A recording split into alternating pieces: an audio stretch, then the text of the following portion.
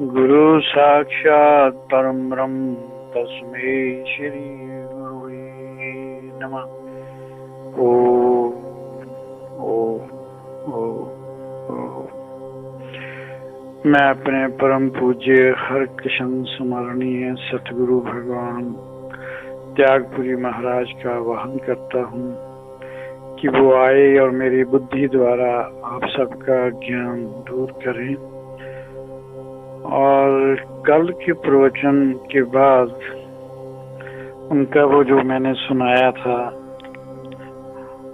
शब्द मैं परस्ती ही मैं परस्ती है, मेरे दिमाग में बार बार ये घूम रहा था और मैं महसूस कर रहा था कि कहीं अब इस पर ही श्रृंखला ना शुरू हो जाए। फिर सुनो क्यों मचल रहा था मन, क्योंकि इसमें जो कुछ उन्होंने बोला उसमें बहुत कुछ छुपा हुआ है। मैं परस्ती है, तेरा नशा है, तेरी ही मस्ती है, इतने महकश तो नहीं हम साकी, आंखों में तेरी जितनी मस्ती है।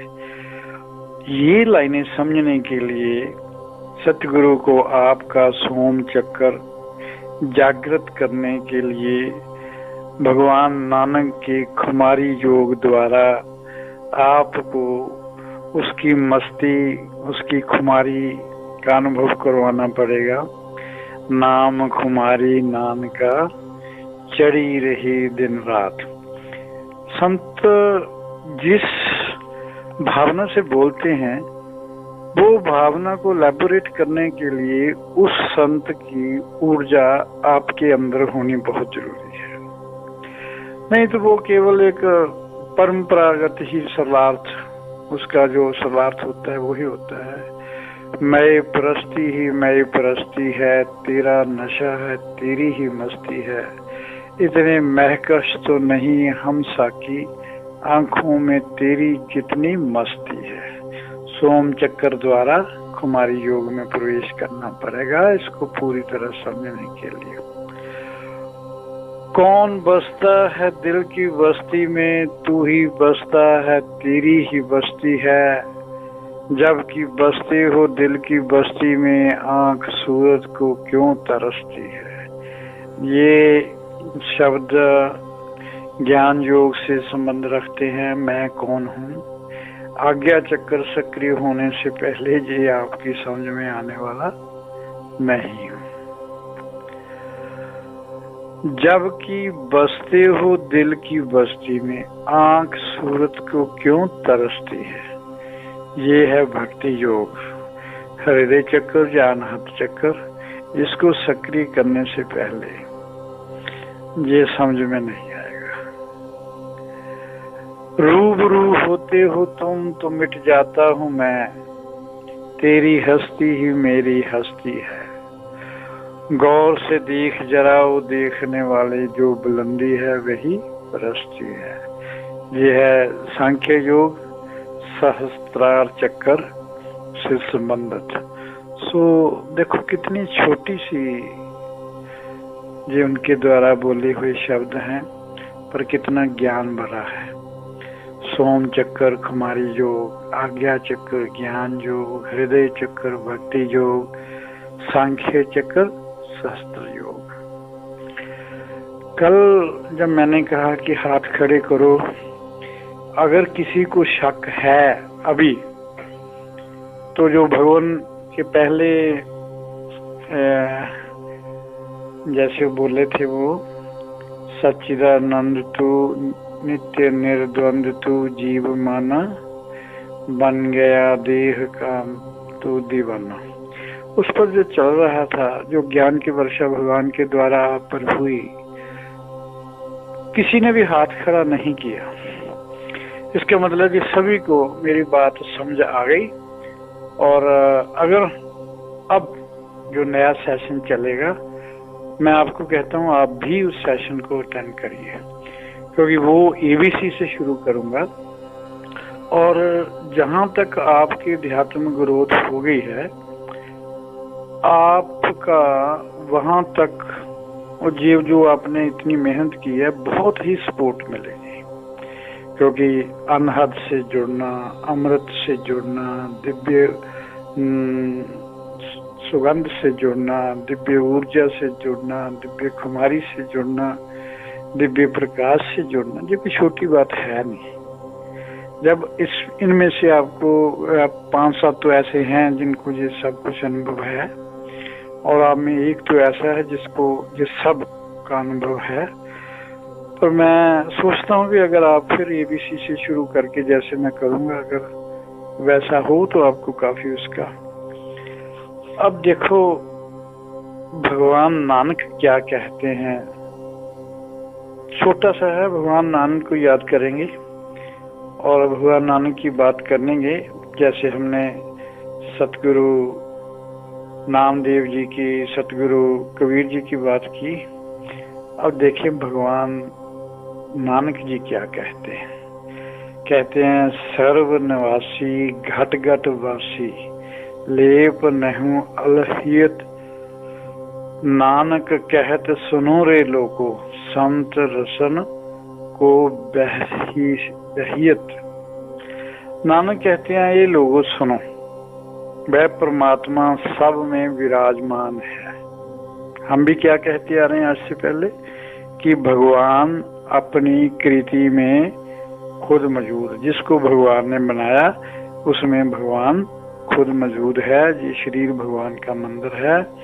नानक भगवान भी यही कहते हैं, दुनिया के लोगों सुनो। वो अनाउंसमेंट करते हैं कि लोगों मेरी बात सुन लो, वह परमात्मा सब में विराजमान है, प्रत्येक शरीर में उसी का वास है, वह इस संसार के कण कण में विद्यमान है, उसे माया से तनक लगाव नहीं, वह परमात्मा संतों की जीवा पर बसता है। संत जन सज्जन भक्त लोग जीवा द्वारा उसका स्मरण करते हैं। क्या बात है। अब इतने संतों ने बोला, भगवान बोलते हैं, महाराज स्वामी त्यागपुरी जी बोलते हैं, उनका शिष्य स्वामी प्रज्ञानपुरी बोलते हैं, भक्त कबीर बोलते हैं, और भी बहुत से संतों की वाणी अगर आपको सुनाई हो तो थेम यही निकलेगा, सभी यही कहेंगे। नानक महाराज का कहने का कुछ तरीका बहुत ही सिंपल है, और जो भगवान नानक की वाणी, जब भगवान नानक के रास्ते, नाद और नूर के रास्ते परम सत्ता को उन्होंने पाया, और देखो ना, दिव्य दर्शनों के लिए आपको आंखें तो बंद करनी पड़ेंगी, मगर प्रभु का संगीत ओम सुनने के लिए, अनहद नाद सुनने के लिए आपको कोई क्रिया नहीं करनी पड़ेगी।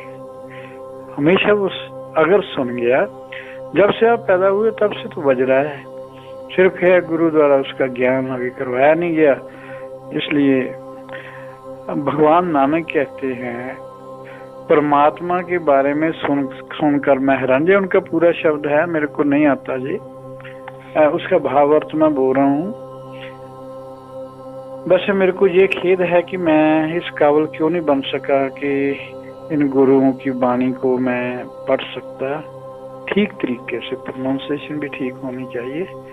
मुझे मेरे मन में ऐसा थोड़ा का खेद है कि इतने उच्च कोटि के संतों की वाणी का अध्ययन करने के मैं काबिल नहीं हूँ।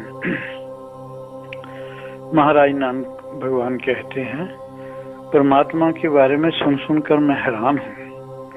परमात्मा के बारे में कोई कहता है वह 10वें आकाश में बैठा सब चला रहा है, कोई कहता है मंदिरों, मस्जिदों, गिरजा, कावा घरों में वो बैठा हुआ है, कोई कहता है तीर्थ स्थानों में है। ये सब सुन सुनकर फैसला कैसे करूं कि किस ओर जाऊं, मैं बड़ी दुविधा में हूं। फिर महसूस करते हैं वह ही उसके बारे में बता सकता है जो उससे मिल गया हो, जो परमात्मा से, आत्मा से जिसका साक्षात्कार हो गया हो, वह ही उस बारे सही गाइडेंस दे सकता है। जो प्रभु से मिल गए हैं, नानक उन्हें सुहागन कहते हैं। क्या कहते हैं? सुहागन। और कहते हैं कि उनका सुहाग कभी खंडित नहीं होगा, क्योंकि वो परमात्मा जन्म से पहले, अब और जन्म के बाद भी आपके साथ रहेगा, तो आपका सुहाग कैसे खंडित होगा? फिर जब नानक का मिलाप प्रभु से हो गया, तो तब उनकी परिभाषा करते हैं कि वह घट घट में वास करता है, सब में विराजमान है। संत हमेशा उसी का गुणगान करते हैं। भाव संत या जो उनसे मिल गए, फिर वह संसारवासी जीवों को सही मार्ग बताते हैं, अंधविश्वास से ऊपर उठाते हैं। भगवान नानक का योग था सहज योग। वह कहते हैं आध्यात्मिक यात्रा शुरू करो कर्मखंड से। ईमानदारी से जो भी कर्म करने से फल मिलता है उसे खुशी खुशी स्वीकार करो। सबसे पहले रहा तथाता में जीना। पूर्ण तथाता में थे भगवान नानक। पिता ने बोला जाओ व्यापार करके आओ, उन्होंने बोला ठीक है, वो व्यापार करने चल गए। पिता ने बोला इसकी शादी कर देते हैं, वो कहते ठीक, आपकी मर्जी, शादी कर दो। बोले जो कुछ भी उनको बोला गया वो करते गए। उन्होंने किसी चीज का विरोध नहीं किया और पूरी जिंदगी उन्होंने पूर्ण तथाता में बताई। वो कहते थे कर्मी हो जाओ, मैं कौन होता हूँ करने वाला, परम सत्ता ही करवा रही है, मैं करने वाला कौन? जो सूर्य चंद्र हवा और सबको धारण कर रहा है और सब कुछ वो सृष्टि में कर रहा है, सब कुछ उसी के हाथ में है, तो फिर मेरे को चिंता क्यों? मैं कौन होता हूँ करने वाला? इसके बाद आप इसको ज्ञान खंड भी कह सकते हैं, ऊपर जो मैंने बोला उसको आप धर्म खंड भी कह सकते हैं। कहते हैं सृष्टि के नियमों को, सृष्टि के नियम जो एक बार परमात्मा ने बना दिए, उसके अनुसार ही ये सृष्टि चलेगी। सृष्टि के नियमों का सूत्रधार कौन है? कौन है जिसके नियम के अनुसार सब कुछ चल रहा है? वह ओम, वह अनहद नाद। जब अनहद नाद, रस, अमृत, दिव्य ऊर्जा को जान गए तो समझो आप ज्ञान खंड में प्रवेश कर गए। इसके बाद आप कह सकते हैं लज्जा खंड। मिट्टी को छूते हो सोना हो जाता है, उसकी कृपा है। बिना मांगे सब मिलने लगता है, ये सब उसी की कृपा से है। प्रेम का अनुभव करना है, कर लेते हैं, हमने कुछ नहीं किया, मैंने इतना किया, पर कृपा आपकी है। आपकी कृपा के बिना एक सांस भी मैं नहीं ले सकता। जितना दिया मैं उसके काबिल नहीं था, और आपका हमेशा उल्ट होता है। भगवान जितना मर्जी आपको देता जाए, आप कभी संतुष्ट नहीं होंगे। और बाबा नानक क्या महसूस करते हैं भी जो कुछ है परमात्मा, जो कुछ तूने मुझको दिया, मैं तो उसके काबिल ही नहीं था, और आपने तो इतना दे दिया, इतना दे दिया कि उसकी मेरे को जरूरत ही नहीं थी। जितना दिया मैं उसके काबिल नहीं था, मैं तो कुछ भी पाने के काबिल नहीं था। मेरे को तो लज्जा आ रही है कि आपने इतना दिया। जहां तक पहुंचकर, जहां तक जब आपका अध्यात्मक स्तर पहुंच जाएगा, तब कहीं भी आप हो या संत ही क्यों न बन गए हों, तो फिसलने की संभावना से बच कर रहना। ये फिसलना मैं बार बार कहता हूँ, क्योंकि बहुत से संत मैंने अपनी जिंदगी में देखे हैं जो बहुत उच्च कोटि के साधक थे और फिसल कर आकाश से धरती पर फिर आ गए। तरस आता है उन पर। फिसल सकते हो, इसकी होश रखो, इसके लिए जागरूकता रखो। जागरूकता रखनी इसलिए बहुत जरूरी है कि समाज आपको बहुत इज्जत देगा, आपकी शोभा यात्रा निकालनी शुरू करेगा, आपकी पूजा करनी शुरू कर जाएगा, आपके माथे पर तिलक लगाएंगे, चरणों में स्पर्श करेंगे, पैसे आपके आगे चढ़ाएंगे, मान्यता, पूजा और ये सब कहीं आपके अंदर अहंकार खड़ा ना कर दे। अक्सर ऐसे ही होता है, जो गिरा हुआ अहंकार पर विजय प्राप्त जब कर ली होती है तो फिर अहंकार फिर अपने अंगड़ाई लेकर अपने जाल में फंसा लेता है और पूर्ण तृप्ति की आखिरी पौड़ी से फिसल जाते हैं। ये पूरी तरह आप ध्यान रखना, क्योंकि अब का जो कैंप शुरू होगा इसमें आपको बहुत कुछ मिलने वाला है। कृपा खंड, सचखंड जो है उस प्यारे का है, प्रीतम का है। वो जो कर रहा है अच्छा है या बुरा है वो जाने, मेरा कोई योगदान नहीं है, केवल उसी की कृपा है। तुम भी पूरी तरह उसकी कृपा को महसूस करो, उसकी कृपा पर निर्भर हो जाओ, हर पल उसकी कृपा को महसूस करते रहो। जिस दिन उसकी कृपा को पूरी तरह महसूस करना शुरू कर दोगे उसी दिन से संत बन जाओगे। पक्की बात है, भगवे कपड़े डाले या नहीं डाले, पैंट कमीज नेकटाई लाए हुए भी आप संत बन जाओगे। वह अपने से मिला लेते हैं। फिर गुरु और शिष्य, जब ऐसी स्टेज आती है आत्म साक्षात होने के बाद, फिर इस संसार से कोई रहता नहीं है, अटैचमेंट कुछ नहीं रहती, बंधन कुछ नहीं रहता, व्यक्ति विशेष से अटैचमेंट नहीं, स्थान विशेष से अटैचमेंट नहीं। बड़ी अजीब सी जिंदगी हो जाती है, जैसे परम तृप्ति, जहाँ हो वहाँ ही बहुत सुखी हो, कोई डिमांड नहीं। बहुत मजे की वो स्टेज है, जीने का मजा आता है। गुरु और शिष्य भी बराबर हो जाते हैं, कोई दास नहीं, कोई मालिक नहीं। कहीं कहीं तो ऐसा होता है ना, जो गुरु वो अपने आप को मालिक समझता है, शिष्य को वो अपना नौकर समझता है, पूरा शिष्य पर अपना अधिकार समझता है कि ये मेरा गुलाम है, इसको मैं जैसा चाहूं मैं इसको वैसा ही करना चाहिए। शिष्य की किसी किस्म की स्वतंत्रता को वो सहन नहीं करते, बहुत देर तक इंतजार करवाते हैं, कई वर्षों तक अपने सेवा करवाते हैं।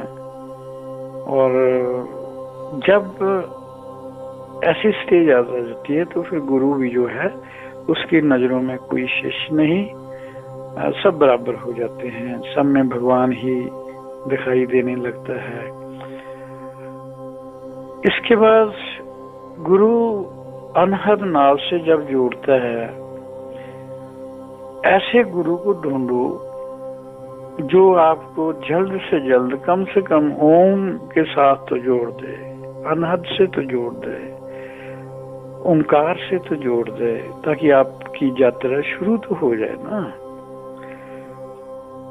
अनहद जब शुरू हो जाएगा, सुनना शुरू हो जाएगा, उसका श्रवण करना जब शुरू कर दोगे, फिर तुम्हारा काम केवल सुनना होना चाहिए, सुनने वाले को भी सुनना, फिर श्रवण अनहद में लय हो जाना, उसी में समा जाना, बस इतनी तो बात है। फिर धीरे धीरे नाद से नूर तक पहुंच जाओगे, दिव्य ऊर्जा के द्वारा अमृत पीना सीख जाओगे, जीते जी मरने की कला सीख जाओगे। वे फिर खुद अनहद योग में प्रवेश करके केवल थोड़ा सा साहस, सहारा ही उस समय गुरु देता है। जब आप अनहद में पूरी तरह मतलब कि आप काम करते हुए भी उसको सुन रहे हैं, ट्रेन में यात्रा करते हुए भी उसको सुन रहे हैं, जब आप बहुत शोर शराबे की जगह में हो वहां भी आप सुन रहे हैं। वो शाश्वत मतलब 24 घंटे किसी भी स्थान पर आप चल जाएं, चाहे सुनसान जगह जंगल में चल जाएं, चाहे शहर के भीड़ भड़के में चल जाएं, वो आप सुनते ही रहेंगे। एक चेतना का स्तर, एक चेतना अनहद नाद को सुनती रहेगी, दूसरी चेतना संसारिक कार्य करवाती रहेगी। इसके बाद गुरु के बारे में तो ये भी उसका सहारा गुरु का सहयोग तो हर पल आपको चाहिए। ये जरूरी नहीं है कि गुरु जो शारीरिक रूप से आपके पास हो, आपकी जो अटैचमेंट है ना गुरु के साथ, वो भावनात्मक होनी चाहिए। भावनात्मक का मतलब है कि गुरु से किसी किस्म की भी आपकी उपेक्षा, किसी किस्म की भी गुरु से डिमांड, या किसी किस्म की सोच कि गुरु मेरी अध्यात्म ग्रोथ नहीं कर रहे, मुझे अध्यात्म ग्रोथ आगे बढ़ाने के लिए सहयोग नहीं कर रहे, बस कुछ डिमांड नहीं होनी चाहिए गुरु से। गुरु सब कुछ जानते हैं। जब आपकी उनसे भावनात्मक अटैचमेंट होगी तो गुरु कहीं भी होगा, उनकी वाइब्रेशंस हमेशा आपके साथ रहेंगी। उसका सहयोग, उसकी ऊर्जा, जैसे आपने देखा, मैं जब भी महसूस करता हूँ, जब भी मैं कुछ भी बोलना शुरू करने की मेरा मन होता है, तो मैं अपने सतगुरु भगवान त्यागपुरी जी का आवाहन करता हूँ कि भगवान आइए मेरे अंदर।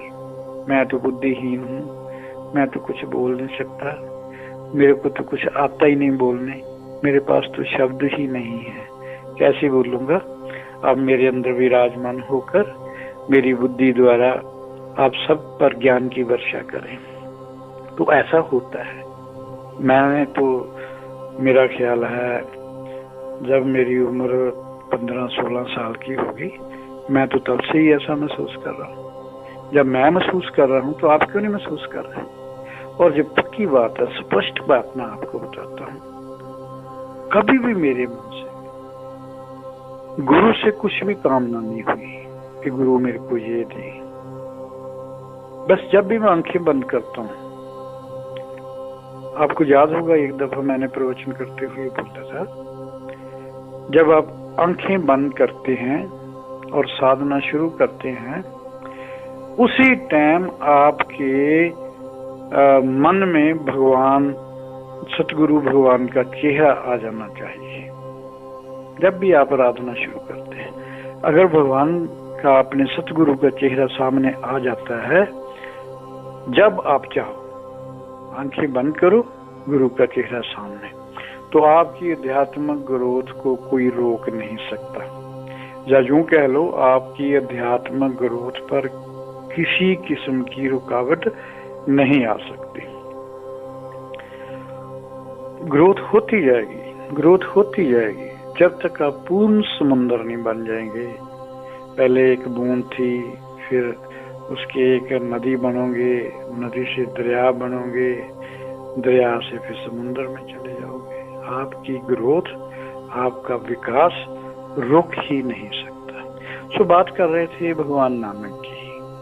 भगवान नानक का रास्ता नार और नूर, और उसके बाद जब नार और नूर शाश्वत हो जाएगा, फिर असली प्रेम, असली प्रीत समझ में आ जाएगी। फिर महसूस करोगे हर बिन रह न सके मन मेरा। फिर हर भगवान नहीं होगा, पहले साकार रूप में गुरु का चेहरा ही आपके सामने आएगा। गुरु ही परम ब्रह्म, गुरु ही साकार रूप में इस धरती पर आप महसूस करने लग जाएंगे। फिर भगवान तो मेरे सामने है, मैं कहाँ ढूंढ रहा हूँ, ये गुरु ही तो मेरा भगवान है। फिर प्रभु की याद में आंसुओं को रोक नहीं सकोगे, सच्ची बात है। फिर रोने का मजा आएगा, उसकी याद में आंसू बहाने का अपना ही मजा है। फिर उसके ऊपर नए नए दरवाजे खुलने शुरू हो जाएंगे, नए नए रास्ते, जो नए नए अंजाम आपको दिखाई देने लगेंगे। और देखो, भगवान नानक के अनुसार जो कर्म खंड से सचखंड की यात्रा पूरी कर ले, उसी को लय योग में प्रवेश करवाना चाहिए। कबीर ने भी ऐसा ही कहा कि ओम के साथ ऐसे नहीं को आए तो शक्ति पर गुरु करके आपको ओम के साथ जोड़ दे। बाबा नानक भी ऐसा ही कहता है, कबीर जी भी ऐसा ही कहते हैं कि बिना पात्रता के ऐसा गुरु को नहीं करना चाहिए। कर्मखंड तथाता होकर कर्म करना, कर्मी बनकर कर्म करना, तथाता का मतलब पूरी तरह समर्पण, पूरा समर्पण। फल को उपहार या तोहफा समझकर स्वीकार करो, और वह जो करता है वही मेरे लिए अच्छा है। करता हम फल देने वाला वो, हम करता। हम तो क्रिया जो काम करते हैं, करने की ताकत भी वो देता है। सिर्फ बुद्धि के द्वारा हम फैसला करते हैं, ये करें चाहे ना करें, भगवान का भजन करें या झूठ बोलें या सत्य बोलें, या किसी को अपना काम करवाने के लिए रिश्वत दें या ना दें। मैं रिश्वत नहीं दूंगा, जितना इसने खराब करना है कर ले, मैं अपना आचरण नीचे नहीं करूंगा। थोड़ा नुकसान आप महसूस करेंगे, पर बाद में आपको शांति मिलेगी कि आपने गलत काम नहीं किया।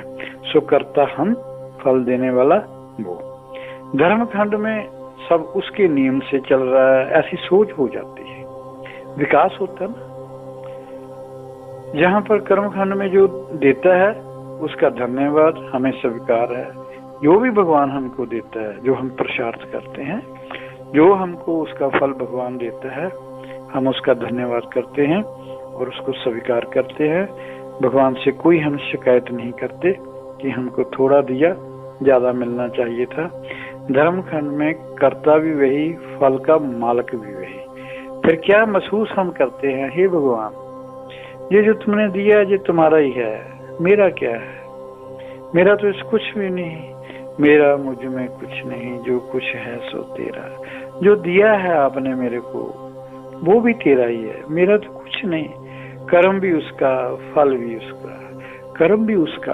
अगर उसकी ताकत ना हो शरीर में तो कर्म कैसे करोगे? सो जो उसने दिया उसके फल को अहुभाव के साथ स्वीकार करो। हमेशा उसकी रजा में ही राजी रहना। जहाँ भगवान की, ओंकार की, ओम की, अमीन की शब्द को गुरु जानकारी दे देता है। जब ऐसा भाव आपके अंदर आ जाए, आपका मानसिक स्तर ऐसा बन जाए कि आप कभी भी किसी का बुरा करना तो एक तरफ, कभी सोचेंगे भी नहीं। जैसे मैंने अपने पहले प्रवचनों में कहा, जब दिव्य शक्तियां आती हैं अंदर, तो जो साधना से भगवान की ओर से आपको प्रसाद में मिलता रहता है, उससे संसारियों का भला भी हो सकता है और थोड़ा बहुत उसका नुकसान भी होने की ताकत भगवान दे देता है। पर वो संत नहीं जो ऐसा सोचते हैं, ना वो भला करने की सोचते हैं, ना वो बुरा करने की सोचते हैं। सो कंक्लूजन बाबे नानक की याद करके, बाबे नानक के प्रति बोल करके, बहुत बोलूंगा बाबे नानक के प्रति। ये भगवान के शब्द को कंप्लीट करने के लिए मेरा ख्याल शायद बाबा नानक जी आए हैं, और उनका जो दृष्टिकोण है इतना सिंपल है, इतना जैसे लज्जाखंड में जहाँ सुमरन शुरू होता है, महसूस होने लग जाता है मेरा पालन पोषण वह भगवान कर रहा है, मेरा ख्याल वो भगवान रख रहा है, वह मेरे ख्याल रखने के साथ साथ मेरे से प्यार भी करता है, वह मेरा ज्यादा ख्याल रखता है, अहंकार नहीं आने देता। ऐसा अहंकार भी नहीं आता कि प्रभु मेरा ज्यादा अहंकार, मेरा ज्यादा ख्याल रखता है, दूसरों का कम रखता है, ऐसी बात नहीं। अहंकार तो बीज रूप में होता ही नहीं संतों में। जिसमें थोड़ा भी अहंकार है वो संत है ही नहीं मेरे हिसाब से। तो